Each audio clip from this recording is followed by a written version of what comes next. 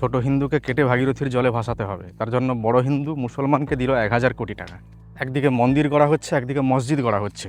গড়ছে একজনই, হিন্দুরা ভাবছে হিন্দু বিপদে, মুসলমানরা ভাবছে মুসলমান বিপদে। বিদ্যালয়ের ছাদ ভেঙে পড়ছে, হাসপাতালে আগুন ধরে যাচ্ছে, রাস্তায় বড় বড় গর্ত। মন্ত্রী বলছে অপরাধীদের পাতাল থেকে খুঁজে বের করা হবে, তারপর জেল থেকে আসামিকে বের করে ভোটের প্রার্থী করে দেওয়া হচ্ছে। কৃষকরা ফসলের দাম পাচ্ছে না, বড় বড় ব্যবসায়ীদের হাজার হাজার কোটি টাকা ঋণ মুকুব করে দেওয়া হচ্ছে। স্বদেশি পণ্যের নামে শিশুদের খাবারে ভেজাল মেশাচ্ছে গেরুয়া বস্ত্রধারী ভণ্ড ব্যবসায়ী সাধু। নারী সুরক্ষার নামে চলছে ভণ্ডামি, ভণ্ড নেতাদের রোজ দিন এক একটা করে এমএমএস সোশ্যাল মিডিয়াতে প্রকাশ পাচ্ছে।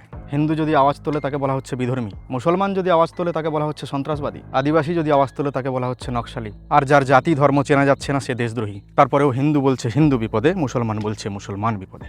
আসল কথায় আসি, মানুষ হয়েছে খাসি। হিন্দু বিপদে, মুসলমান বিপদে ওইসব হচ্ছে রাজনৈতিক নাড়া। আসল বিপদে বাংলা, আসল বিপদে বিহার, আসল বিপদে আমরা যারা ভারতবাসী। বন্ধু, হাত জোড়ো করে বলছি, হিন্দু বিপদে নেই, মুসলমান বিপদে নেই। বিপদে বাংলা, বিপদে বিহার, বিপদে উত্তরপ্রদেশ, বিপদে গুজরাট, বিপদে রাজস্থান, বিপদে উড়িষ্যা, বিপদে আসাম, সর্বোপরি বিপদে এই ভারতবর্ষ। আর এই বিপদ থেকে বাঁচতে হলে হিন্দু, মুসলমান, খ্রিস্টান, বৌদ্ধ, আদিবাসী, দলিত, এসটি, এসসি সবাই একত্রিত হন, প্লিজ ঐক্যবদ্ধ হন, করো জোরে অনুরোধ। ব্রিটিশরা এখনো ভারত ছেড়ে পালায়নি। ये ब्रिटिश क्राउन ने भारत को 99 साल की लीज पर दिया हुआ है। ये कम्प्लीटली आजाद नहीं है भारत। ব্রিটিশের বাচ্চারা এখনো রয়েছে এই দেশে।